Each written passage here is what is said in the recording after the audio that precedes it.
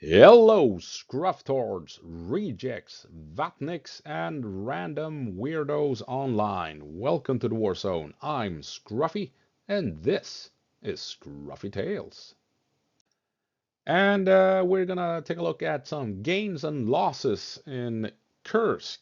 And we're talking about territorial gains and territorial losses as Russia and Ukraine appears to potentially be trading territory uh, in Kursk at the moment. And we'll also take a look at how they are outflanking each other and how all of this really comes down to cutting logistics and upholding logistics. And we will also take a whole lot of looks at NASA firms images, NASA's Fire uh, Overwatch image service thing, where we can see heat sources, fires, and basically artillery strikes and burning vehicles relying on NASA's satellite images. And this will be a long one. And if you make it through to the end, what's wrong with you? Jesus. Anyway, let's get into it. But before we get into the maps, I want to talk about something. Before we move on to taking a look at the maps and comparing maps and what have you, and taking a look what's going on in Kursk, my videos have been receiving some critique of late. And I've been losing subscribers and then gaining some subscribers and losing subscribers and what have you. And well, the fact is, I have made a bunch of videos lately focusing on Kursk. And I rely on pro-Ukrainian mappers because I am pro-Ukrainian. But when those maps, and I think it's 5 or 6 different maps I look at, when those maps indicate that Russia is advancing, it's kind of hard to ignore that when you're making videos focusing on Kursk if the mappers all agree that Russia is advancing up in Kursk. So usually ISW updates their map, and then 24 hours, 48 hours later, the other mappers kind of follow along. Not 100% according to ISW, but they indicate at least that Russia is moving forward in the same area. So I kind of have to stay true to that when I'm making my videos. And then I get responses, replies like this. I will no longer view this channel as over the weeks it's become evident to me that it seems to concentrate only on promoting Russian positives. I, I, Kursk is the big Ukraine positive. I'm focusing on the big Ukrainian positive. And if Russia has, some successes in Kursk, it's hard to ignore. I'm, you know, I'm sad to say, I just can't stick my fingers in my ears and shut my eyes and go la la la la la la la la la, right? That's not reality. Reality is Russia is currently pushing pretty significantly along the western flank of the main incursion into Kursk. And if we ignore that, we ignore reality. As Isitanos says here in the bottom, I prefer a realistic point of view. So thank you for that comment. Very much appreciated. And you have CZ1589 says, check my replies, dude, as well. Because he was a bit upset before he had watched the video and made a long comment. And after having checked my video, he actually came around, edited that post and said, whoops, Scruffy was spot on with his reporting. And so he kind of admitted to he jumped the gun a bit in critiquing the video. So no, if we're focusing on Kursk as I'm doing in my videos at the moment, fact of the matter is Russia is having successes and are advancing and threatening Ukraine in Kursk, and we have to stay true to that, and we have to acknowledge that, and because that is why Ukraine needs help from the West. They need weapons, they need ammunition, they need vehicles, because Russia is a credible threat. I don't care what all the other YouTubers say that, oh, Russia's so stupid, human wave tactics. Oh, look at this. Ukraine set a trap. Wow, no, that is fucking bullshit. Pardon the French, but it's bullshit. Yes, the Russian generals and the soldiers are brutal savages. They well and truly are brutal savages. They are killing civilians. They are killing prisoners of war. They are decapitating prisoners. They are killing people who are on their knees with swords, right? These are savage, brutal barbarians. And Ukraine needs our help to defend Ukrainian women and children from these brutal savages. And we're seeing in Kursk that we can't underestimate the Russians, because they can attack, and they can attack in force. And if Ukraine does not have Western weapons, it is all over, right? Get that straight. All right, moving on. So, ISW map. Some more claims down here. As usual, no idea if the maps update when I'm recording or when I'm uploading. I've never really caught on to when they do their updates, but yeah, you know, it is what it is. The red appears to stay the same. Red is confirmed Russian gains. Confirmed Russian gains. Yellow is Russian claimed gains. Not contested territory, but claimed Russian advances. If you compare it to the rest of the front line here, this yellow has remained yellow for days and weeks. Same with these red patches where you have confirmed Russian advances. So this front line here, north and east, has remained static. Nothing has happened despite the Russian claims. It should be noted, though, that down here Ukraine has been pushed back some 10 to 13 kilometers from these villages all the way over here, but that's a different matter. That was earlier during the month. But ever since the line was drawn here, nothing has happened. So as you can see, the yellow doesn't necessarily mean that Russia has actually advanced. But we have to keep this in mind. All the yellow advances up to this point has proven true, right? In a couple of days, ISW went from yellow to red. So when Russia says that they are advancing down here, there is some credibility to it. Over here, however, we have question marks. Is Russia really pushing down this way to the border? Things seem to indicate that this is not true, that this is only Russian claims, right? So over here, things are in question, but over here, it's 50-50. Either Russia has pushed out this far or Ukraine is holding the line. It's a bit difficult to tell since I'm not looking at the satellite images and going through Twitter 24 hours every day to try and find geolocated positions all over the place. I don't have time for that shit. I got a full-time job. I have a family.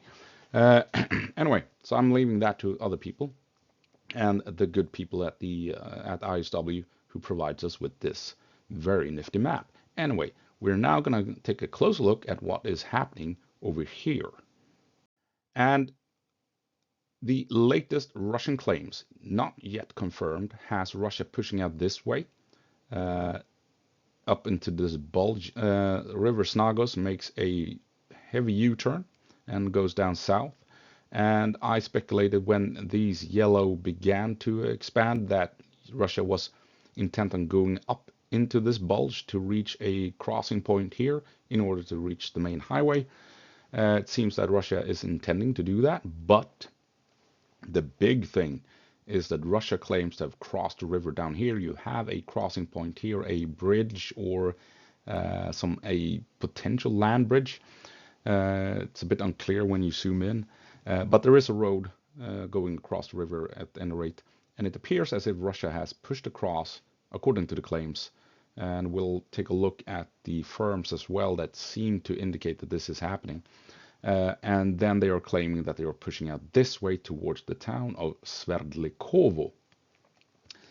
If this is true, this is a major concern for Ukraine, because not only is this a main supply route that supplies all Ukrainian forces along the northern front line, Sverdlikovo is also a perimeter defense location for Sudzha and the Ukrainian main logistical route from Ukraine into Kursk. So yes, that push, this is the Andrew Perpetua map, by the way, that we're borrowing here.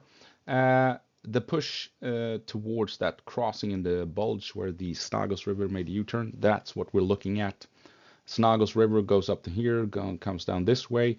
I don't know what this is, some industrial site or farm thing, not sure what it is. But then you have a big lake or a dam that continues southward. And as you can see here, you have a road that utilizes the fact that you have some land territory here that you can utilize to get across. And this is what I first thought was the Russian main objective, but apparently the Russians intended to potentially move along the border in the south instead. But they are moving up here as well, and they are roughly 2 to 3 kilometers away from this point where they can get across and reach this very, very vital main supply line leading north. And here we can compare ISW with Andrew Perpetua. Andrew Perpetua has steadily been following roughly 24 hours after ISW makes an update with the Russian claims, and 24 hours later or some such, Andrew makes a similar claim with his map. Not that Russia is in control, but rather that it is contested territory. So it kind of aligns with ISW in that way, Andrew's map.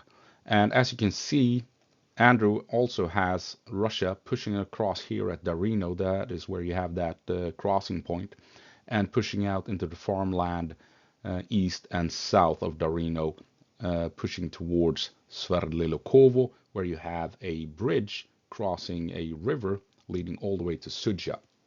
And this is the main supply route. So it appears as if Russia, instead of pushing hard this way, decided to cross at Darino and are heading for Sverdlikovo to cut this main supply line and also become a credible threat to Sudzha in the process. And just to quickly emphasize the difference between ISW and Andrew Perpetua, this bend here, not this bend here, but this dotted line here is the border. So if we use that corner here as reference point, that is this corner, you can see that ISW has the Russians out this far.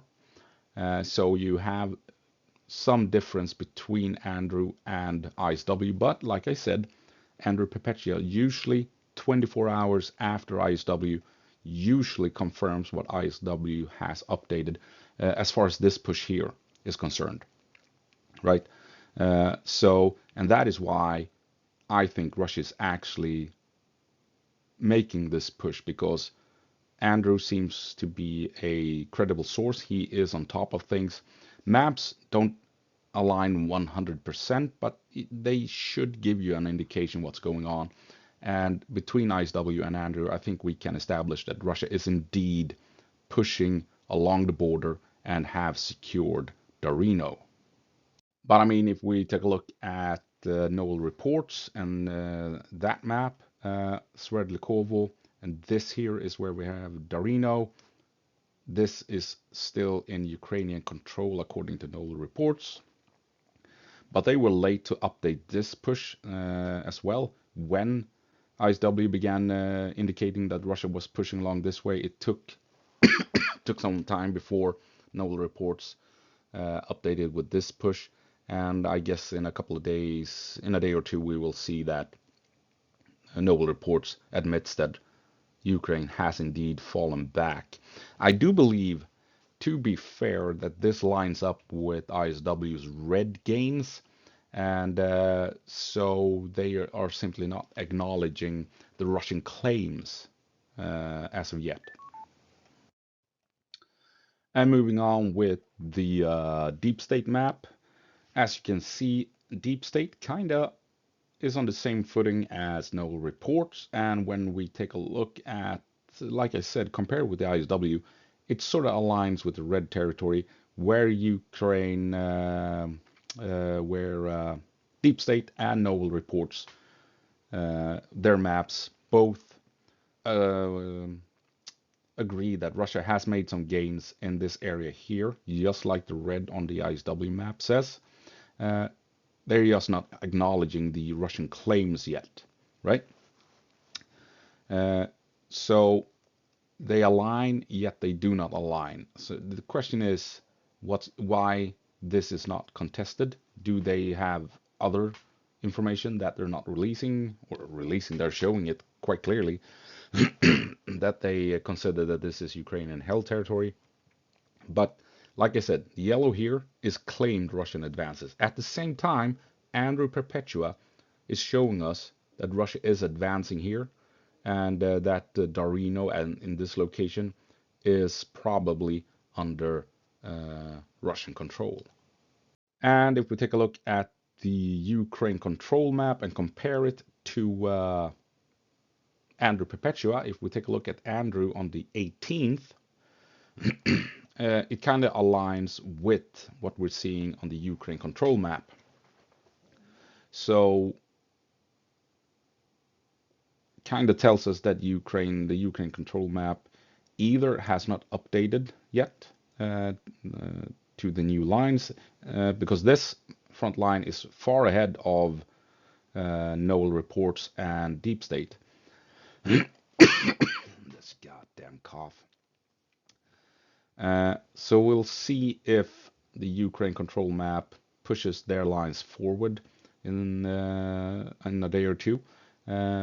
We'll see, but they at least have the Russians a bit further ahead than deep state and NOL reports, which again should be an indication that Russia is on the move here.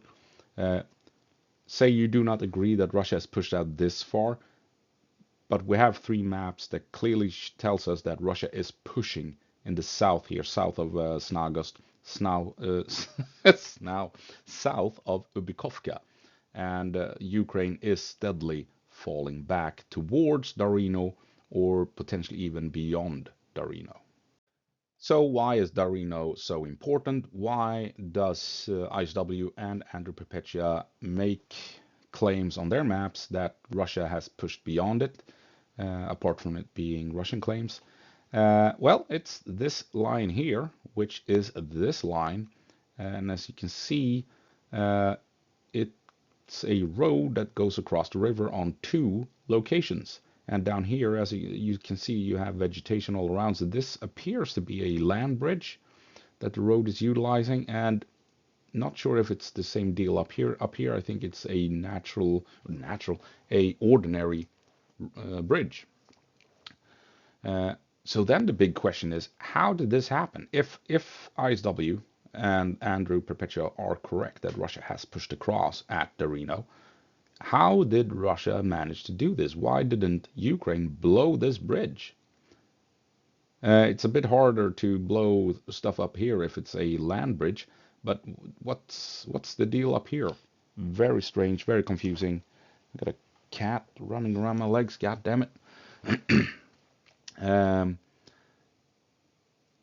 That seems to be a tactical, operational, and potentially strategical blunder if Russia was allowed to utilize this tiny bridge to get across the river. So now we're gonna be taking a look at FIRMS, NASA's fire warning control system thing, where they map out fires and heat sources on satellite images. So 15th of September. Up here you have Snagost, and here you have Jubimovka, and this here would be the crossing point where Russia potentially has made it across.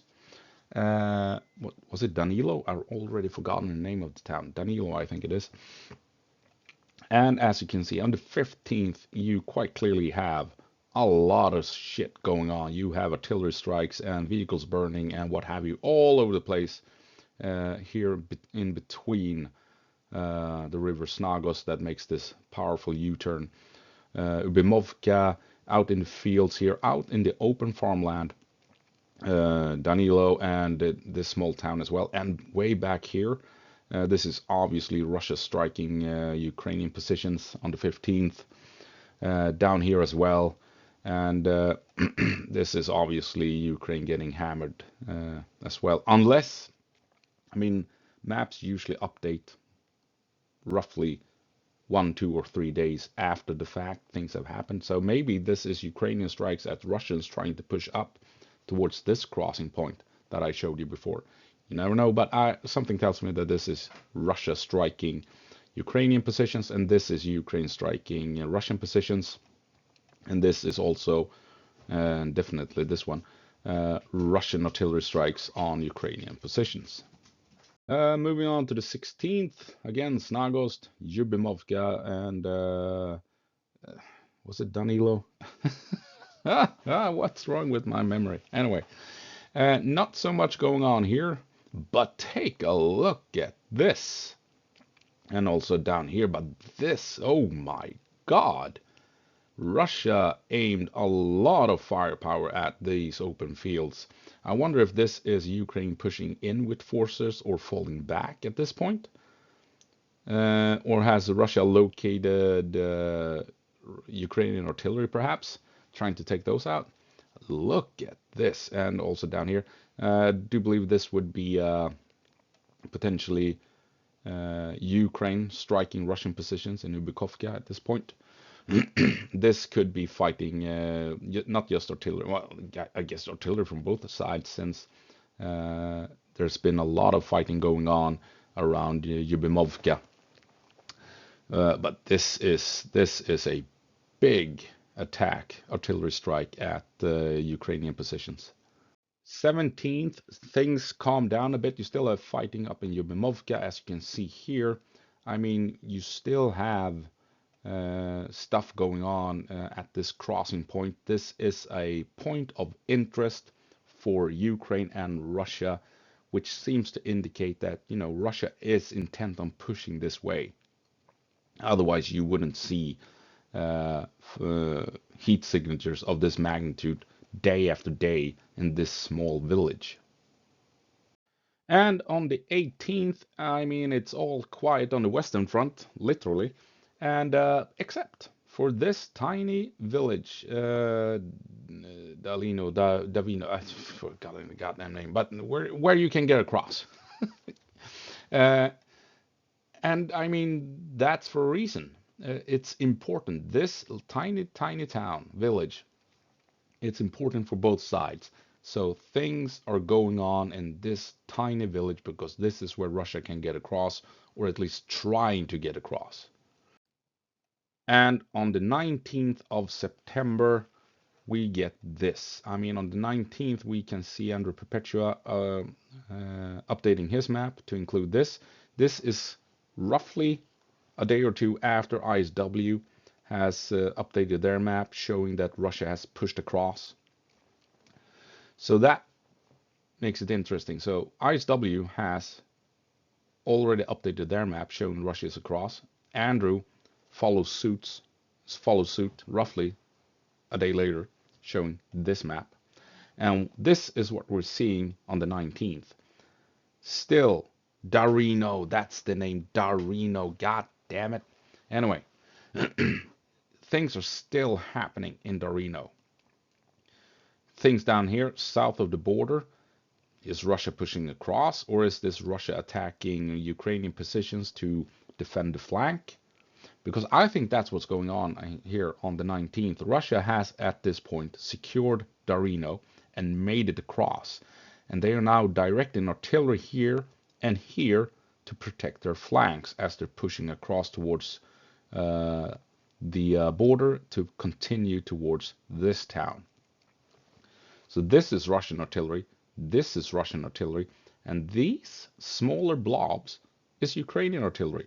Russian artillery is notoriously inaccurate. I mean, it's saturation. They just aim every gun they have, hoping something hits, and this kind of follows suit. This looks like accurate artillery, aimed artillery with proper fire missions according to Western doctrine. And what does Ukraine utilize? Western artillery, right? Caesars, Archers, 777s, 777s, and what have you. So I think this is Ukraine directing accurate artillery at Russian locations. Meanwhile, Russia is protecting its flanks with these spread out saturation fire missions. So that's what I think is going on the 19th. And I think this, as you can see, I mean, the action has moved away from the western part of Snagost to the eastern side, right? And I think this on the 19th is an indication that Russia has pushed across at Darino, like ISW said, and like Andrew Perpetua is showing us. And moving on to the 20th, Darino, we still have some fires going on. Big stuff happening here south of the border. Russia more than likely attacking Ukrainian positions. Still stuff up at Yubimovka and surrounding areas. But, I mean, Darino, it's been a focal point son of a, for some days at this point. And I think it's an indication that Russia is indeed across and has tried to push out towards the river and the bridge over here. And this is important that Russia has gotten across the river and reached out this far, potentially this far, as ISW claims, because they are now really close to reaching this highway leading north. As you can see, Ukraine moves in their logistics through through this highway into Sudzha, and from here it can move north and well, northeast, northwest, I mean, and north to supply this entire front line up here. And if Russia can reach this point and cut it, this part of the battlefield has no more supplies. They will have to in time abandon their positions because they're not getting ammunition, they're not getting fuel, they are not getting food and water or medical supplies. And they can't bring their wounded out. And there are hardly any proper roads and what have you out here as well. No country roads. The roads that exist are few and far between, essentially. So this is a no small matter at all. This is major for the Kursk operation if Russia manages to get this far. So Ukraine is well and truly in trouble if Russia has crossed the Snagos River. And that's not the end of it. I mean, yes, Russia is 4 or 5 kilometers away, maybe. They're not that far away at all. And if they get this far to this small town, well, you have a couple of crossing points here as well. You got 2 bridges, and then this town has a bridge as well. If Russia can get across this river, they are in a position to launch an assault towards Sudzha, the main goal of the operation. And, well, they can begin that assault by pushing in here and cutting the supply line leading into Sudzha, meaning the city is isolated, meaning the entire Kursk operation is isolated if Russia managed to get across here and pushes down here to cut this highway. If Russia does that, it's game over.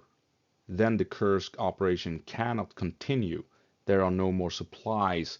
There's no logistical chain going into Kursk that can support this large operation. And Ukraine will have to abandon the operation altogether.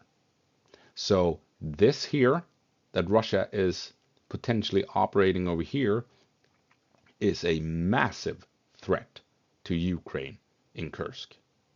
So Sverdlikovo is the small village, the town on this river, as well as Lebedevka. And if Russia reaches these two towns, they can get across and threaten Sudzha from the north. And at Sverdlovko, it's this main bridge here along the highway, as well as this smaller road down here, the street that has a bridge or land bridge going across the river here.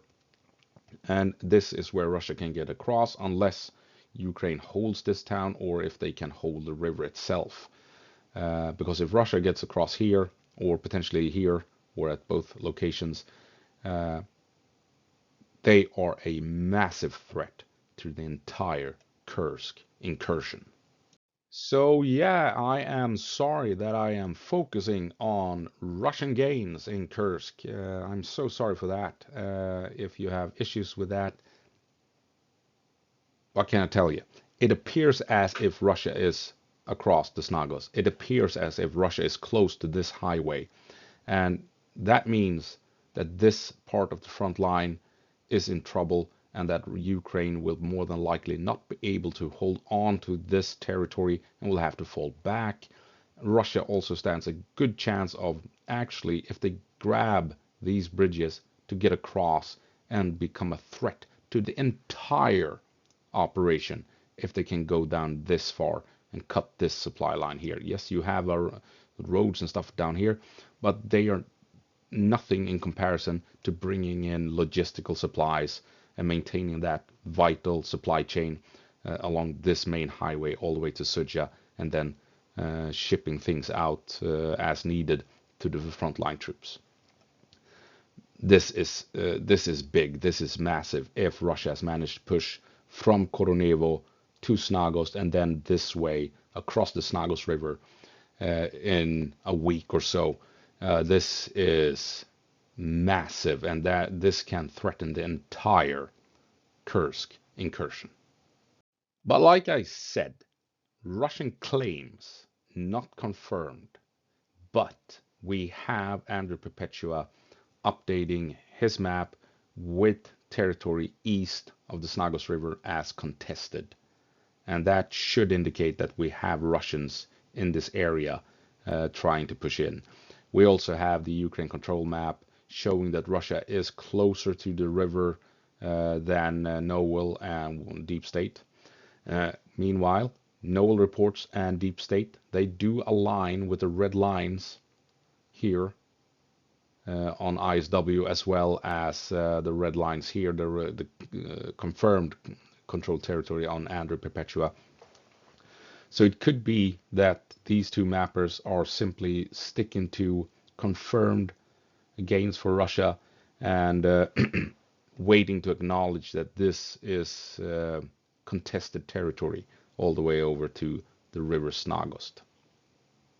But enough of that. Now we're going to take a look at the Glushkovo incursion, the second operation into Kursk, off to the west of the shenanigans we just spent half an hour talking about. Jesus. Anyway, Veseloye is under Russian control. Ukraine has pushed out far this way, east of Veseloye, threatening the supplies from Glushkovo to this town. They're pushing west here. They're on the outskirts of these vital border towns. But things are a bit weird because we have these Russian claims, yet we have some geolocated Ukrainian forces that puts all of this here into question. But first off, we're gonna take a look at Andrew Perpetua's map, 16th. You can see here the extent to the west, and on the 19th, his latest update 5 hours ago when I took that image. It's for the 19th at any rate, and as you can see, he has moved Ukraine further west to the very outskirts of these vital border towns. And I mean, this is where Ukraine can bring in all the logistics they need to support the frontline troops. So this battle is extremely vital for the Glushkovo campaign, the Glushkovo operation. And since Russia has held on to these towns for a couple of days, despite Ukraine trying to push in, it should tell you that you have a lot of angry Russians defending these two small towns here right on the border to Ukraine, because they know that if they fall back, Ukrainian trucks with ammunition and supplies will just roll in to support the frontline troops, and then things will definitely turn around up at Veseloye. Moving on to Noel reports and their map. As you can see here, from a couple of days ago, they indicated that Ukraine was pushing west towards the border towns outside of Wolfine. And here we can see on their latest update, unless they made another update while I'm recording this, that it is in control of Ukraine, and they are, just like Andrew says, right on the edge of these two border towns here. Very vital engagement. Ukraine needs to push in and take control of these two towns to bring in the logistics they need to push on and keep up operations here in Glushkovo. Interestingly enough, though, Noel Reports has for a couple of days claimed that Veseloye was in complete Ukrainian control. But remember that ISW had Veseloye as red, meaning that Russia had pushed in and reclaimed the town. But take a look at this latest update. As you can see, Ukraine has been pushed back, just like ISW indicated, and now Russia is back in this town, and we have fighting along the southern outskirts. Deep State on the 17th. This is the extent of Ukraine's gains in Glushkovo, according to Deep State. Deep State, just as the other mappers, are acknowledging that Veseloye is not under Ukrainian control. This is where the main fight is going on. This is where the main battle is happening. And we have Russians in Veseloye. But on the 20th, I do believe it was, the update was on the 19th, but it hasn't changed on the 20th. As you can see here, Ukraine pushes west towards these two border towns. So this western push is well and truly established. This is happening. Ukraine is pushing in on the border towns and are close to opening up this logistical route into Glushkovo. Meanwhile, we can see that, just as Andrew has on his map, as well as ISW, Ukraine is operating out here and expanding their range of operations within Glushkovo. Nothing completely under Ukrainian control.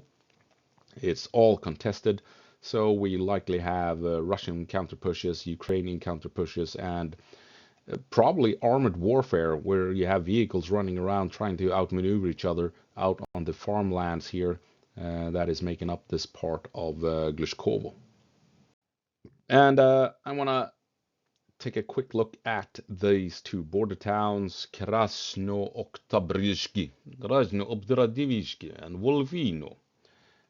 These Russian border towns, and we have Wolfino on the other side of the border. And this is the road that Ukraine needs to unlock, and they need Krasnodarbysky to achieve that. And take a look what's happening up here. This is where the the highway leads into Russia from Ukraine. It moves out this way through Krasno-Oktyabrsky, and then reaches this crossroad and takes a right turn and heads on over to Veseloye, and this way moves up to another town right next to Veseloye. And here you take a look at this. These are geolocated images from drone footage. And if you go to Andrew Perpetua's map, you can click all of these and get a link to a Twitter or whatever where these images come from, these videos, so you can actually see the battle on as it's unfolding here at this crossroad right between Krasnotabrysky and Wolfino. And if Ukraine can push in this way, I mean, this is a big fight going on right here in this small crossroad here.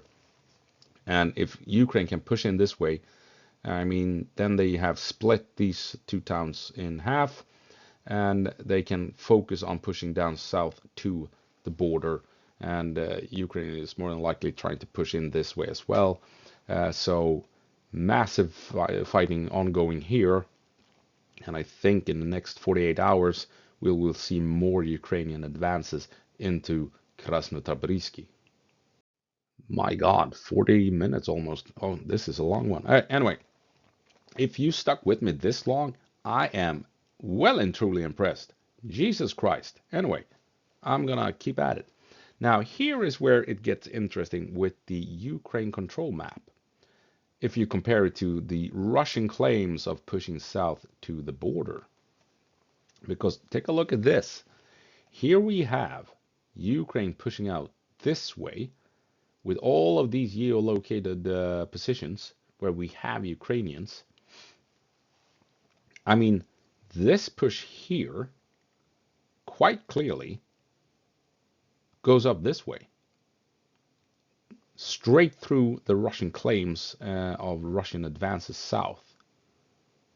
So does that mean that any Russians down here are cut off and at this point surrounded by Ukrainians?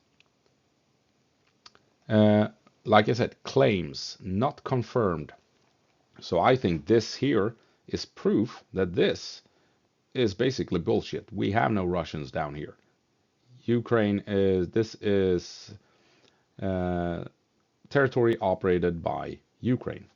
And Ukraine has now pushed out this way. Not only that, they are also pushing up this way, and the edge here, that's this blue dot right here. So Ukraine has pushed out this way, east of Veseloye. They have now cut the supply line leading in to Veseloye from Glushkovo. They are just short of this farm or factory, or whatever it is, almost about to cut the supply line here as well. And this area here is more than likely an area where Ukraine can operate somewhat freely. You have blue dots over here. That is destroyed Russian vehicles in a industrial town or south of an industrial town. So Ukraine is obviously operating out here as well. But like I said, this point here from the border up here to that factory, all the way over here and down here, I think it's safe to say this is where Ukraine is operating. Now, why they have extended the control or the contested area this far out, don't know. You don't have any blue dots or anything up here, so it's kind of interesting what they base that on. But it could be artillery strikes, as we're gonna take a look at the firm's map later on. So they may have extended the contested area because Russia is having issues taking fire from Ukraine up around here. But I think this should indicate that Russia is having problems outside of Veseloye. Russia is still in Veseloye, they're still holding on, but Ukraine is about to cut the supplies leading into the town itself. And Andrew Perpetua's map here, as you can see, this is where we had that blue dot just outside of this farm or factory. 1 kilometer to push from that location to the main supply route. Ukraine control map already has Ukrainians here cutting the supply route into Veseloye, and that leaves Veseloye with two options to bring in supplies to hold this town, and that is a mud tracks basically through the farm fields here, crossing the grassy territory here. And as you can see, Ukraine has already struck vehicles trying to make that move.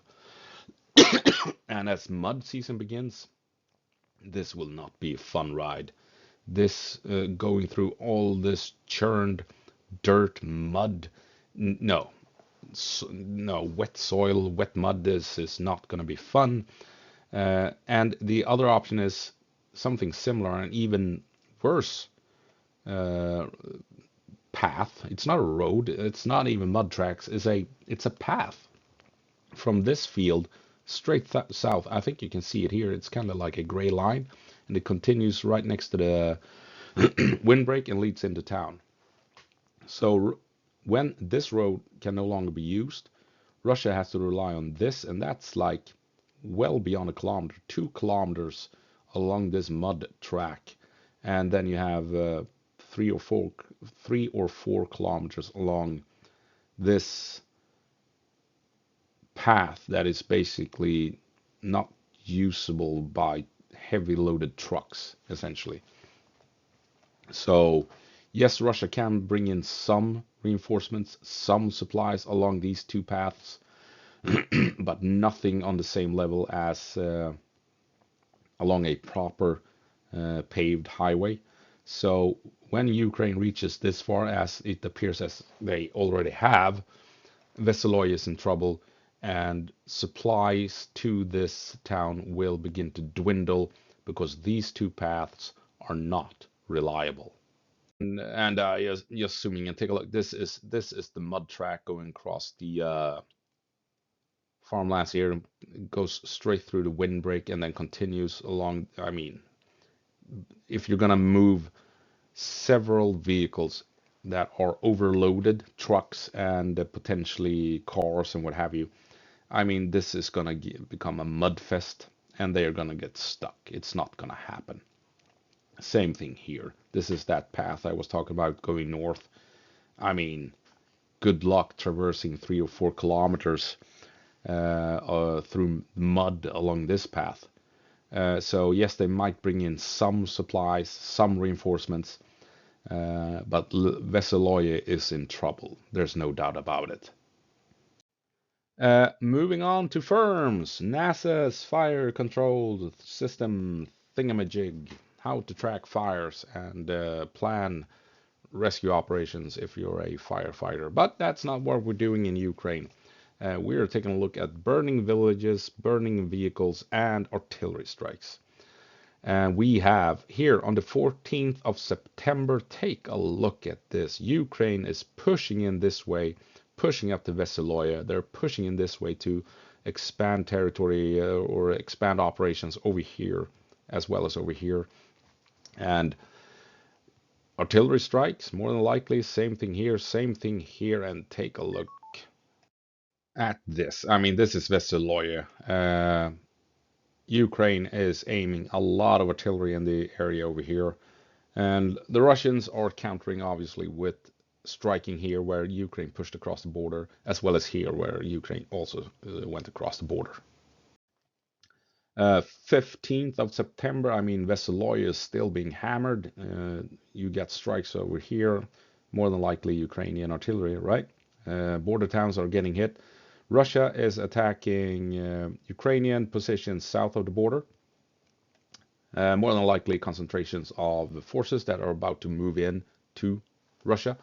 Attacks down here, more than likely Ukrainian forces getting hammered. Like I said, Veseloye is getting bombed to hell and back. And again, all over the place up here, Ukraine striking Russian positions, Russian forces on the move, supply depots, and what have you.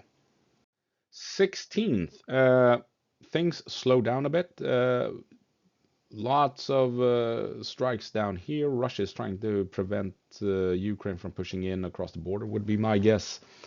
Veseloye is still being hammered by Ukraine. Still got attacks up here. Lots of attacks in this vicinity, so I wonder if Russia is trying to move south here, or if they have warehouses and maybe uh, uh, assembly points where they gather forces before they push out. Maybe. But Veseloy is getting hit. Still nothing between Veseloy and Glushkovo. This is the main objective of this push. Ukraine wants to push in, grab Veseloy, and then move along this highway here, all the way to Glushkovo. This is that farm or factory that Ukraine was almost at, that we talked about in the previous slides.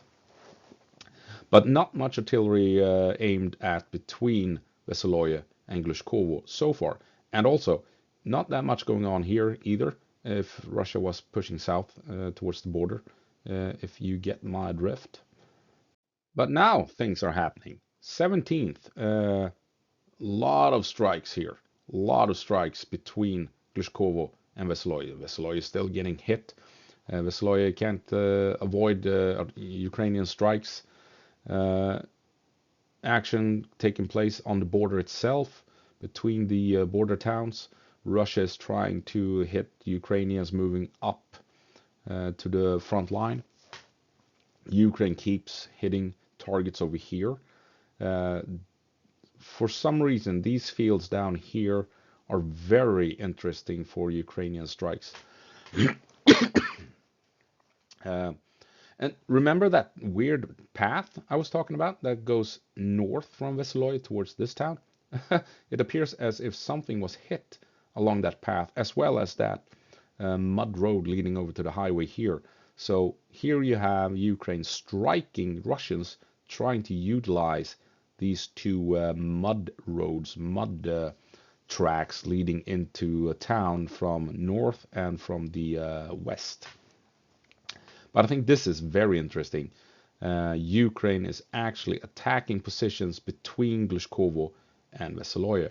And then nothing really happens on the 18th. We see some fires in Veseloy, not surprising, but very quiet overall surrounding Veseloy in this area. And the 19th, things heat up again, literally. Here we have more attacks on Glushkovo, and take a look at the border town. We have the Ukrainians pushing westward, right? And things are really heating up over here. Ukraine is trying hard to push in with a lot of indirect fire in support. This is probably Russia attacking more Ukrainians crossing the border. I doubt this is an indication that Russia is actually down here, because then you would see more fires between as well, right? But take a look. Here we have that factory or farm, and we have Ukraine pushing out this far. They are operating just south of that complex, that compound. Ukraine pushing out east of Veseloy, right? Could be an indication here that Ukraine has pushed up, as we saw on the Ukraine control map. And interestingly, more attacks between Glushkovo and Veseloy along the highway, right? Ukraine is targeting Russians trying to move down from Glushkovo to the front line. Meanwhile, Ukraine is trying to push up this way and facing resistance. These are probably Ukrainian casualties we're seeing here. But I mean, on the 19th, I think we have it established that Ukraine has pushed out this far. They are attacking positions between Veseloy and Glushkovo, and they are moving up east of Veseloy while bombarding the town itself, and also big push towards the border towns. And on the 20th, the fighting continues. Things are burning along the main supply route between Glushkovo and Veseloy. Ukraine is bombing locations in Glushkovo. Something's blowing up over here as well. Russia is attacking Ukrainians down here. More fires in the border towns. Ukraine keeps pushing in, trying to reach them. And Veseloy is getting hit hard. Again, something gets hit as it's trying to move in or out Veseloy along the dirt tracks, mud tracks. And once more, this is more closer to this town, but again, out in these fields, Ukraine keeps hitting Russians, whatever the Russians are doing out in these fields, I don't know. So yeah, that's it. I mean, we can see that Ukraine has pushed out this way. They are operating here between this farm or factory and Vesoloya, as we can see on the firm maps. And this town, this port town, there can't be much left of it after all the bombardment it has received from the Ukrainians. So, ISW and their map, they have Vesoloya well and truly in Russian control. That appears to be accurate if you look at all the other maps here. They are in agreement. Russia is holding on to Vesoloya. But this claim here made by Russia that they have pushed out and reached the border, that is, I'm calling it, that is complete bullshit. This is not true. This is not happening. Russia may have made an attempt, but that has more than likely failed. And I think the maps overall show us quite clearly that this territory here is actually territory where Ukraine is operating. Uh, I mean, we can see here on Noel reports. Noel reports has admitted that Russia has gained control of Vesoloya, but they have not pulled back the lines here. We also have a Ukraine control map pushing up this way with geolocated Ukrainian positions. We have ISW over here, and we also have Andrew Perpetua showing us that this is contested area, absolutely, but this is where Ukraine is operating and has pushed up to the farm. They pushed up to the highway. They're pushing west, as we're seeing on all the maps.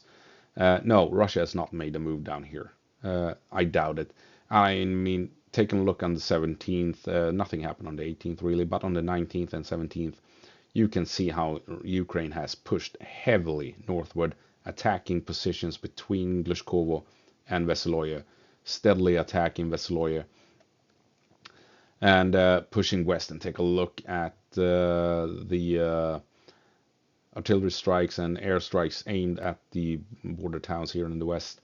I doubt Russia is moving down here, and these strikes are more than likely Russia attacking Ukrainian positions more than anything. So, all in all, I'm calling bullshit. This is not a thing. I think the maps in general, as well as the deep state map, they're showing us that Ukraine is pushing in this area, basically from over here all the way up to the factory or farm, down this way to Ubukovka here at Vesoloya, and down to the border.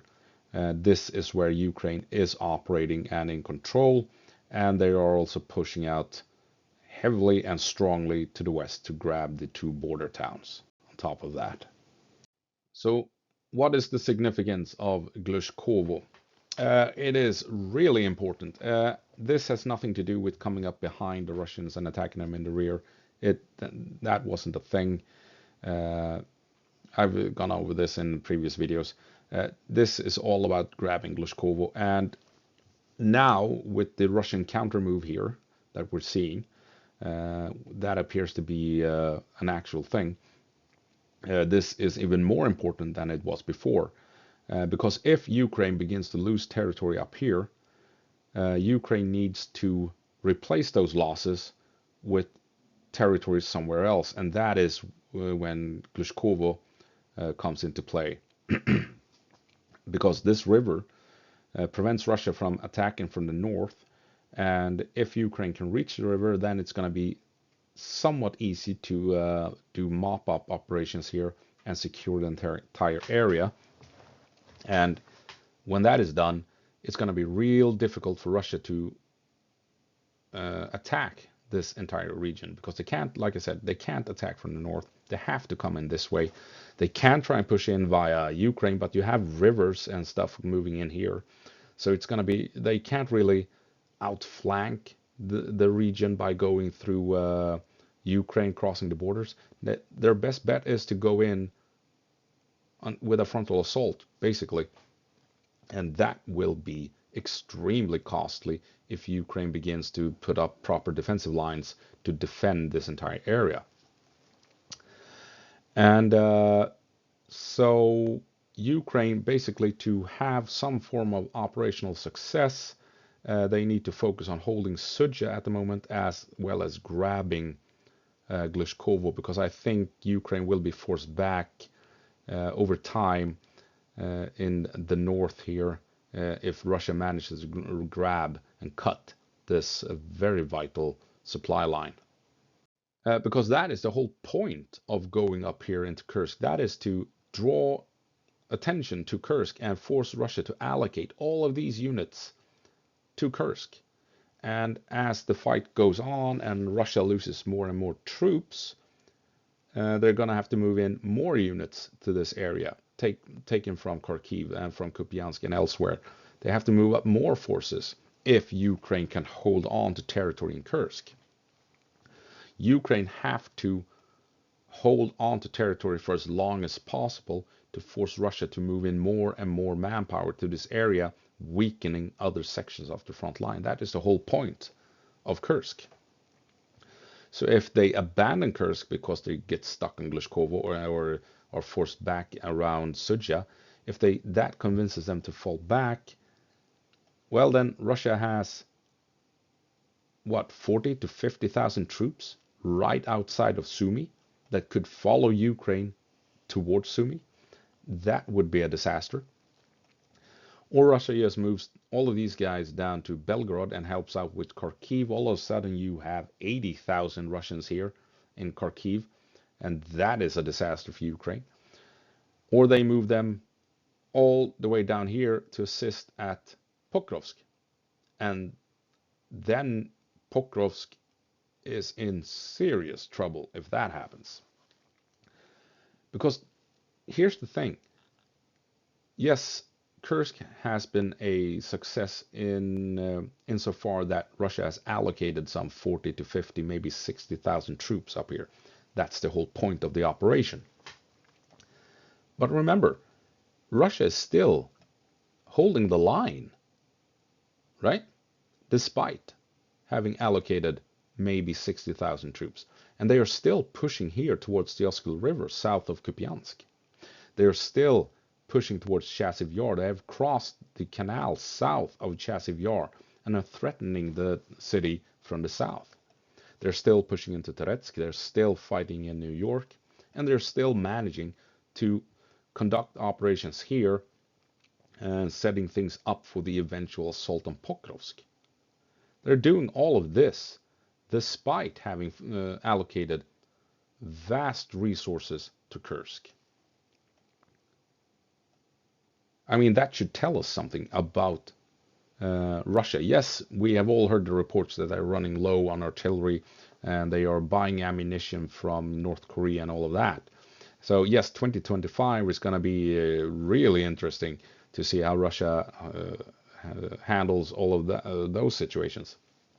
But still, Ukraine can't abandon Kursk, because if all of these locations can be reinforced,